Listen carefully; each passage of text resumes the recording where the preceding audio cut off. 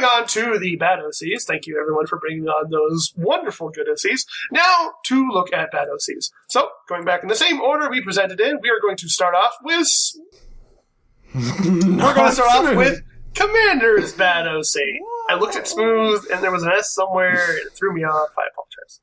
That's fine. The OC I brought for my bad OC is Graven. Graven was the daughter of King Gudo, who is a half lion, half raven, and her mother, Queen Grana, was ancient, giving Graven the genetics of a raven. Apparently, unlike other griffins, Graven can live longer, much like the royals or the royalty and the princesses in Canterlot. Although having the same lifespan as the royal pony family, Graven loathed them, especially Celestia. It wasn't because of greed, but of disgust. Instead of taking her father's place for the throne, Graven set out towards Canterlot with a few griffins, declaring war. She had claimed that the ponies cared less about the Gryphons and did not help them defeat Armosby. Graven had also... and then the ponies retorted with Sombra, Nightmare Moon, and literally everything else. Yeah, we had our hands full, asshole. But Graven had also lost not just her father and mother in the battle with Armosby, but also her left wing. She was well into her adulthood with a family of her own, and died in battle against Canterlot. Too focused on greed and loss of pride, the Gryphons forgot about the heir of Graven and her husband. Seeing there was no use to being in Griffinstone, Graven's husband and heir retreated out of Equestria and buried her in Russiandale. Yes. This is literally the pony equivalent of some hyped up, royalty, power trip thing. This is the Alicorn equivalent of Gryphons. Though, that's not to say that those themes or ideas can't be used well in some story. But, it just is badly executed here. But yeah. The point, one of the things that really bugs me with a lot of this character, why? And it's not a why did you do this, it's why does this character do the things that the character does? Yeah. Why does she hate Celestia? She's disgusted by, I guess it's kind of explained because they didn't help that, but it's man, you fucking must be really self-righteous or something to not realize that that Equestria was a fucking mess. Yeah. Mess. There's a lot that this character needs to explain about, or the writer needs to explain about this character. Also, why wouldn't she take her father's place to take the throne and then declare war? Why just go and declare war having no power? Or position of power. Seems like that's just a thing that just struck me as what? I'm gonna be really honest. I don't know what to, really do for this character in terms of, actually what to fix. But we need more, logical reason why she would hate the Alicorns, besides they just didn't help in a very... Honestly, that attack didn't seem that big. I mean, they lost their most precious, valuable object, the thing that declared people king. But from what the show showed, it wasn't that big of a fight. You could possibly had, a scenario where she asked for help. Celestia has to decline because, one, sorry, I'm a little fucking busy. It's literally everything is happening right now. 1,000 years ago must have been a really fucking crazy year. But yeah, it's literally I'm really busy right now. I can't help. But Celestia is so fucking flabbergasted with all the shit going on right now that she doesn't send a good letter. She sends a fuck off type of letter, and the Griffin. Fuck off! I'm busy. Yeah, I'm busy. No, and it's oh, okay. I guess we weren't that important then. Family dies. She takes it personal. I don't know why she gets to live 1,000 years. I mean, she could have just been an average Griffin who takes it personal. I kind of don't understand it. It just seemed I can totally see the vengeful eyes of I lost my dad, I lost my mom, I lost all these people. I'm not an Alicorn. It makes more sense if she was an underpowered character. you are like, she sees Celestia as like, you are literally a god and you couldn't help us. Then what good are you? You know what? I'm gonna gather up all the people who agree with me. We're gonna go kick down your castle and kick your ass. Yeah. So thank you, Maddie, because like. It's not bad ideas for at least most of this, but the problem is more lies in its execution and presentation. People and characters are and should be like complex, and they have like motives, and they have like reasons they do what they do. And if your character just does things because you wrote it, then that's just not a very good character. It's not a well-developed character. With the way the colors are done and stuff like that, where I'm a little bit confused. I don't know. Why is her body blue? Is one thing I'm kind of or is that purple? I can't tell. Looks like purple. I feel like you were going for a darker theme for the aesthetics. And because this character has a sort of dark feel to it, but I think that choosing something, a color more natural, for lack of a better term, might be a little bit better than blue, or than this dark blue, at least for me. My biggest problem with that is the fact that it's like, okay, if they're supposed to be half lion, what lion in this world, or any world, is blue? Yeah. That's my biggest problem. I mean, like, I can understand, like, make a lion whatever color you want, but it is very hard to understand that is supposed to be a lion back.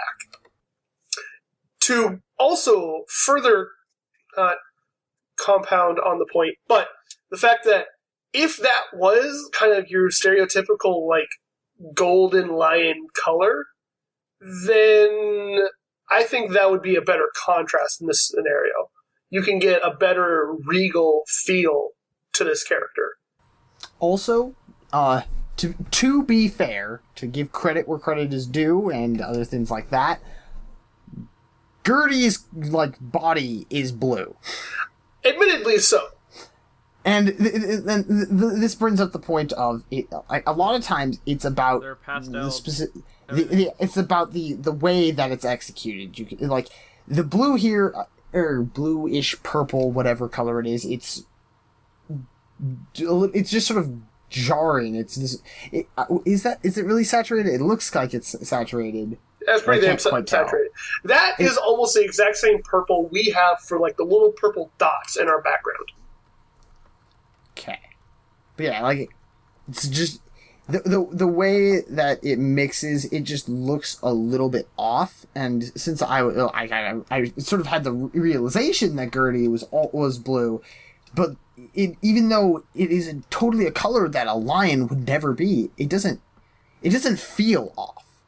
And that's sort of one of the problems that I found when looking at this character, is that darker blue purple thing just didn't feel right. Yeah. And unfortunately, I'm not sure exactly what to do, but don't make it so fucking dark. That's what you don't do. That's my opinion of it. Moving on to the next OC, we went to Medi. We are going to go to Medi's bad OC. So, let's take a look at that. Well, and I'm kind of pulling a smooth. I brought two good OCs this week. God damn it, Medi. I really like this one, and I wanted to feature it, but I didn't like it as much as the pirate. This one's pretty cute. This is Coleta. I think that's how it's supposed to be pronounced. Colette. Todd. Colette. Todd said it. She is a griffin, of course. Part blue streaker lorry. I don't know what that means. Blue streaked lorry. Blue streaked lorry. And part lion. And she hails from Canterlot, but was born in Sydney. I believe it. And her job is a train driver, not truck driver. She's a truck driver. I was about to say, I'm like, train driver. She loves fire, going fast, traveling in jewelry, dislikes getting wet, and slow pokes.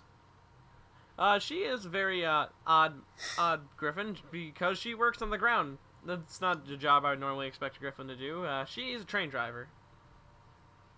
And she really likes driving her train, mainly because it allows her to go places and collect trinkets. She really likes trinkets. Trinkets are like her second favorite thing. Jewelry mainly is the thing, and she likes to keep them she likes to keep them all clean. And she has a case she puts them in, and it has like its own light and display, and she's like, she really loves her trinkets. But there's one thing she loves more than trinkets, it's fire. Oh god. She's been fascinated with fire her entire life, ever since she was a little chick. And that's why before she became a train driver, she applied to be a firefighter. But she got kicked out of the Cangelat fire station because she actually burned down their kitchen. I'm just kind of imagining, like, she turns on the burners and she's like, oh, this is amazing. She's just staring at the fire, and the fire is just getting bigger, but she's, like, gone mentally. Yeah, so she's a very interesting character. And I like the idea that a train driver, she does spend some time driving the train, but she spends more time shoveling coal into the fire. Because, man, that would be amazing. Like, oh, that's beautiful. Oh, shit, I need to make a turn. Your description of the character and your beliefs behind how you think this character probably would act makes this seem like a well-rounded character. Yeah, it's not too much detail, but it's just enough, in my opinion. I really like her color palette. I like it too. At first I'm like, this bird looks weird, but now actually looking up what a blue streaked lorry looks like, I'm like, yep, that is a blue streaked lorry. Yes, it's Man, very accurate. where have I seen those colors? Yeah, these are very familiar looking colors. Yeah. Wow, like, holy yep. shit, these are very familiar colors. Yeah. You're like, yep, that's a blue streaked lorry, all right. You're like, yeah, whoa, it's not like we've seen two OCs that have had some form of green, blue, and red. With a mixture of dark thrown in. But, yeah, I mean, like, she's very basic. She looks like her bird, and she looks like the lion, so she looks like the griffin that she was supposed to be. And she's not mind-blowingly amazing, but she's also not like, oh god, this is terrible. It's just fine. It's perfect. I like it. I'd say that the blue on the red seems a little bit weird. I mean, I know that those are like the general colors, but just the way that it is here, like maybe it's just because it's a little bit lighter or something. It's playing tricks with my eyes. It seems a little bit off. But I don't know. I think that what you're saying is that the colors are just a bit too saturated. I'd say that the blue might be a little bit too saturated. I think it's both the blue and the red. Maybe a little bit of both, but the blue is a little bit. I think it's the blue, red, and the slightly brownish black. Most of the OC. I mean, okay. When you say this, when you say the slightly brownish black, are you just talking about like just the? Like I mean the darker color that's in the rest of the pony. Very Griffin. I mean, maybe. I feel like that one's not that bad though. I don't know. I think these colors are a little bit too much for being in a pastel pony world, but yeah, I mean, that being said, to my earlier comment that these colors are very true to the animal it's trying to reference. So you need to find some way to balance that, I guess. Yes, that's in not necessarily in the middle, but finding a way to stay or keep it true enough that it's recognizable as what it actually is, while fitting more in the style, the artistic style of the show for colors. I think that if we're going to go back to sort of not intentionally comparing, but comparing it to other Gryphons that we have on our good section, killing the outline on the blue, I think would be very good for this character. I don't think you need that outline. That might help a lot. I could Gardenia. I could kind of see that. Anyways, besides killing that outline, and I really like those green eyes, I really think this OC is really cute, and that's why I brought it on for good part 2. There's a lot of green-eyed Gryphons on this episode. Yes, but it's not as good as Gretia's. Are you talking about Gertie? Why did Gertie. God, I'm so fucking gone. I don't fucking know, man. That was a pretty off one. So, then we have to move on to my bad OC. I've got to remember which one it was and remind myself. Oh, yes, of course. This is Night Fury. They are a hippogriff.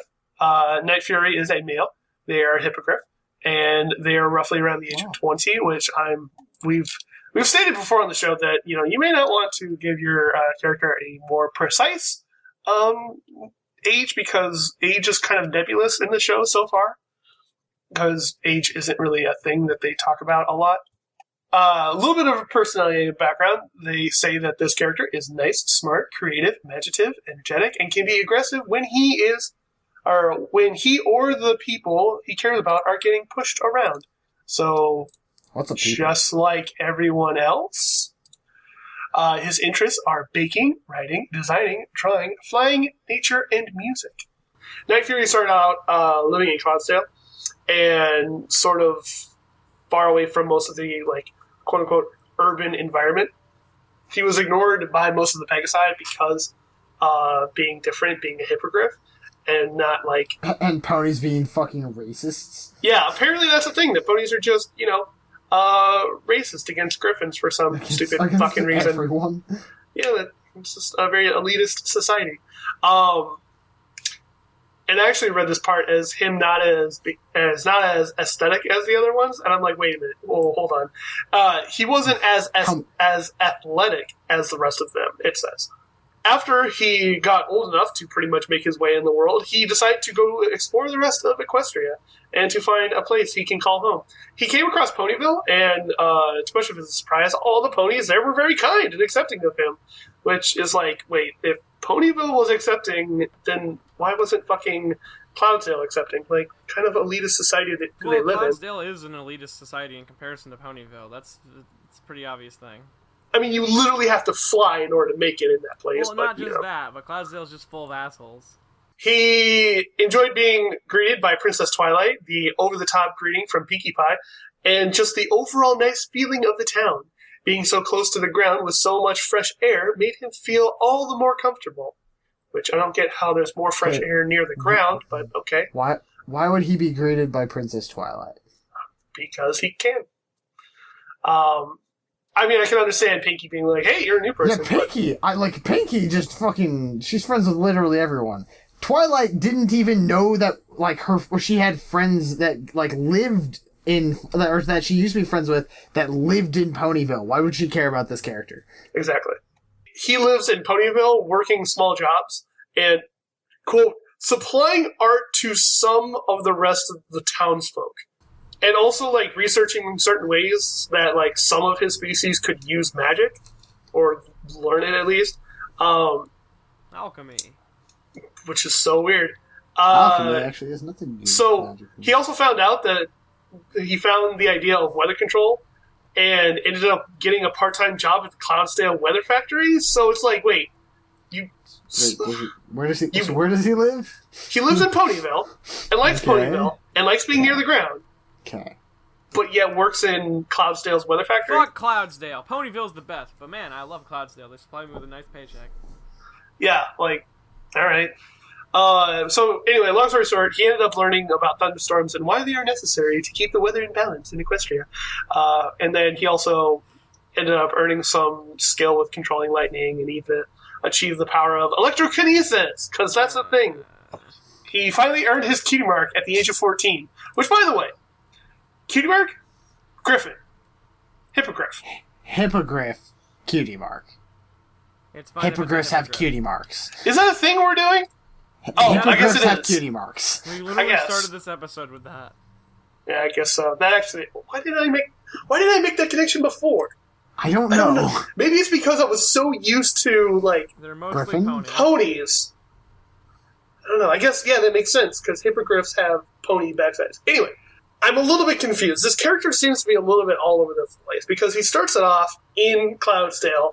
Nobody likes him. Nobody talks to him. He ends up being shy and depressed, and has a low self-esteem. Moves to Ponyville, is greeted by warm, loving people, obviously that could be a turning point for his, like, character development and how he views the world.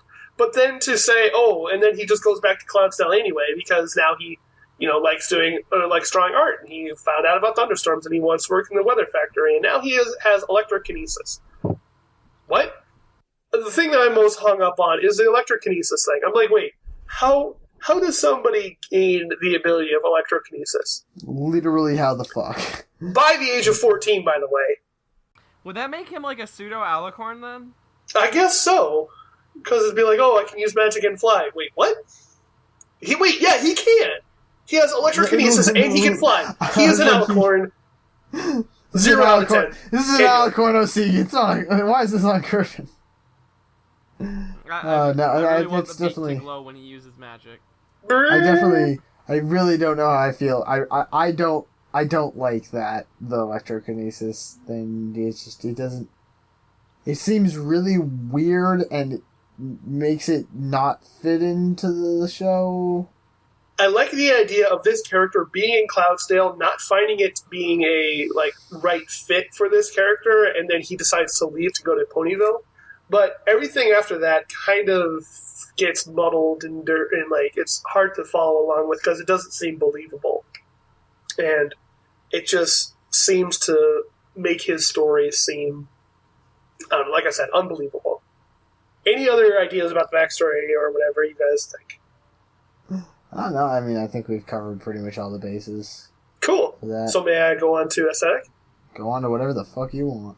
This character is too radical for such a bland backstory.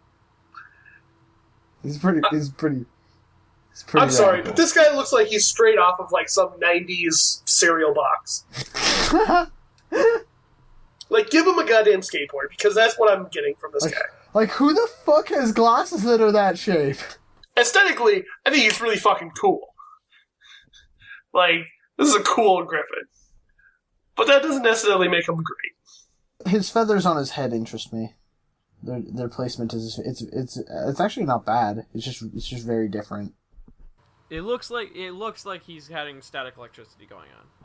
Yeah, he's got a bit of that going on. It could be improved upon, I feel, in a bunch of different ways. But it suffices, but just look into ways that you could possibly improve this character through our generous critique, I guess. I don't know. Anyway, that was that character. We are going to move on to our final battle of the night. We are going to take a look at what Smooth brought to the party. Okay. This is Aussie Holly. Now, much like Medi this week, I'm going to go ahead and pull a Smooth and have my... No way! I like how you use pulling a Smooth as its own thing, even though it is you. Good part 2. When Aussie was young, her parents were usually working basically all of the time, so she had a lot of free time to herself, didn't see them very much. So she went to a nearby jungle or forest area and kind of explored as much as she could. She used her inherited... by the way, she is part ocelot and part hawk, specifically. Aussie, Holly, ocelot. Yeah, that's actually really cool. So, ocelots are apparently known at least. I'm not a master of ocelots. It's said here, though, thank goodness, that ocelots are masters of silent walk, stalking their prey. And she has she has keen eyes like a hawk, so she is genetically a master hunter. I was like, she's genetically OP. She will never go hungry. So she just kind of did as much sneaking around in that forest and jungle as she could, just whenever she could, whenever she wanted to, because she could. But one day, while just going around, she discovered an exploration team going out there. So, and by discovered, she stalked them for quite quite a while, and eventually she heard that they were searching for a rare species of monkey that lived in the jungle so they could help conserve the species. So then she was all like, "Oh, hey!" And they were like, "Ah!"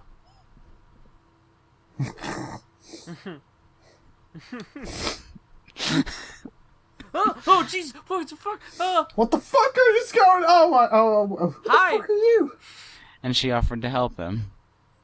And now she works with them as a good member to help with stuff like that. When she's alone and whenever, she also charts the stars because she just likes the sky and she thinks it looks gorgeous. She likes the night. It's cool. Personality-wise, she's very, wild and somewhat animalistic because that's how she grew herself up to be. But she also has a very strong sense of justice because when she wasn't in the forest or jungle, or maybe even when she was in that forest jungle, she saw other griffins or ponies or whoever not being 100% environmentally friendly, and that kind of ticked her off a bit. Like, why would you do that? Why would you do that? There's no reason for that. She also doesn't really do a lot with the team. When the team needs her, she's kind of like I'm a hawk, a solitary hunter, and does thing her own way. Goes forward, I do what I want. doesn't even really with the group. But she does help out whenever asked, basically. And she puts her full focus towards it and does absolutely everything for it because she loves what she does. Yeah, I like that. Obviously, she likes flora, fauna, nature, and animals, and her own independence and the stars. I can totally imagine her on a hunt, like doing the silent step, and then like walking by a flower and just like accidentally like not silent stepping anymore because she was like so distracted by the flower that the fucking prey just gets away. She's like, "Dang it! Oh, but that's a really nice flower." Yeah, I'm not mad. I'll just eat this. Oh, Oh no, God!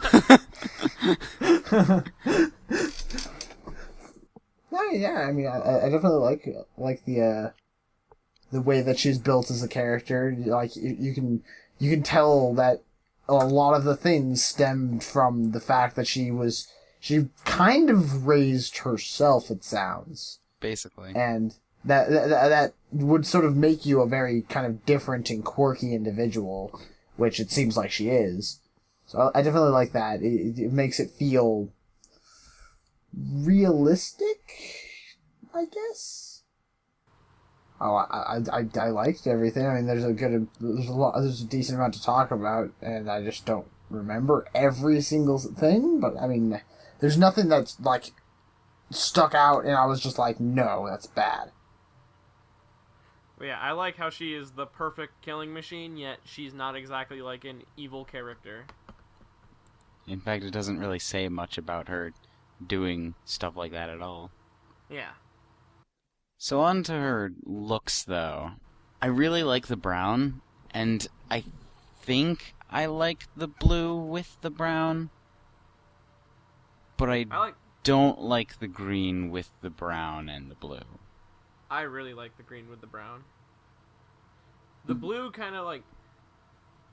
The main thing about the green, I think, is that neither the ocelot nor the hawk have green at all in the slightest. True. And brown is, like, the main predominant color of hawks and ocelots. And I was going to say probably both. Yeah. Yeah, so it would make more sense if she was more brown. Yeah. And ocelots do also have white and black in a stripe-ish pattern sort of thing, so maybe that could work more as well into that, but I just don't really see green, I guess. And yeah, I also just I don't know. I definitely am with you in the not feeling the green kind of. I like the green. I feel like it makes it's her not fit more to nature though with that green. yeah, still, for all of the other Gryphons we've had on so far, we did say that it works better with the colors of the actual species. True. And then when they weren't actually the colors of the species, it was like, but why though? And the blue definitely works better with the green, so having the green around the blue eyes definitely works better. So I'm not sure how the brown works with the blue, so maybe that's a good thing. I don't know, I can see that blue working well with that brown. I'm not 100% sure. I want to say it is good, because it looks like it could be really close to good, but I can't see because of the green. Yeah. I really like this OC, and your backstory and personality stuff really works together, and it's really good. Well then, we are going to move on to the final section of this show. It is that time that we do every week where we have to decide who brought on the worst and the best fan-created original character in the My Little Pony From My Fandom. Little Pony Fandom. Mummified Thunderbirds. Going over the OCs that we brought to the party, I brought on Gertie by Weird Guy. Commander brought on Felix by Colt Z. Medi brought on Captain George R. Griffin by Rainbow Master 921. And Smooth brought on Akira by Dark Bakchuru. I apologize if I messed up that name, but names are names, and they are sometimes hard to pronounce.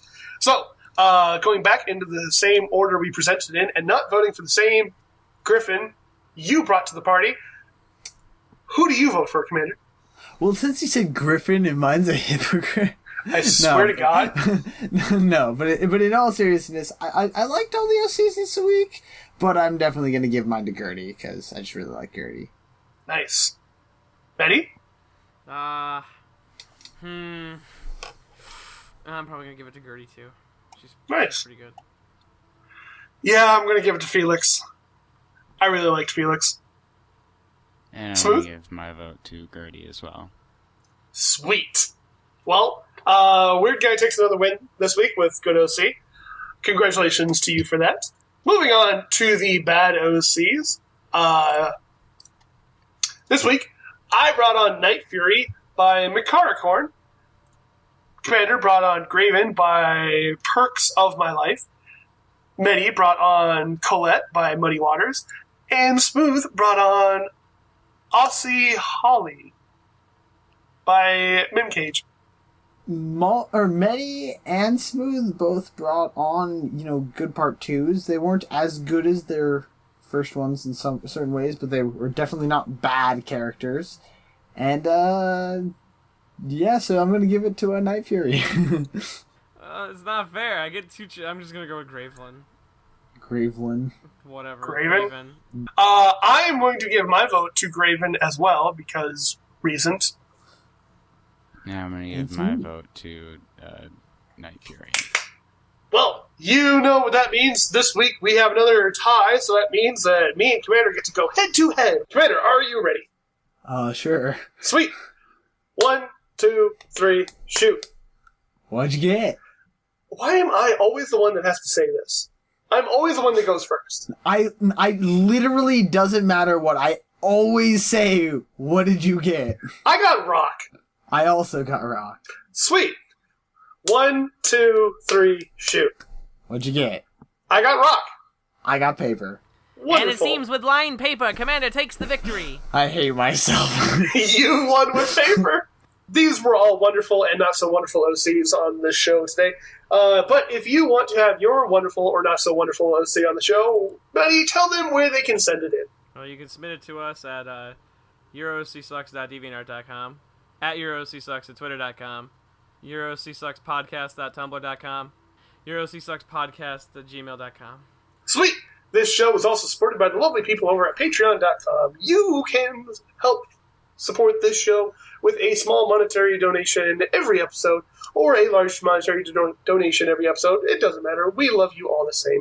So head on over to patreon.com and get yourself a nice little reward from one of our many benefits of supporting the show. So, that has been our Griffin episode that people have been able to submit to our show and have them on. If you happen to have a Diamond Dog OC, get it in this weekend so that we can review it by next week. And also, bonus for that, the following week, we will have a zebra episode. So if you have a zebra OC... Nothing gets in the way. If nothing gets in the way between this next week's episode of Diamond Dogs, then the following episode will be zebra. So if you have a zebra OC, or if a friend of yours has a zebra OC that you think they would benefit by having a little having our opinions, or they would like some critique, feel free to go ahead and tell them to bring it on over to our show. We'd be happy to take a look at it. But in the meantime, this has been Mo-Fi Thunderbirds. I have been joined this week by Commander Sparkle, Medibobo, and smooth sailing.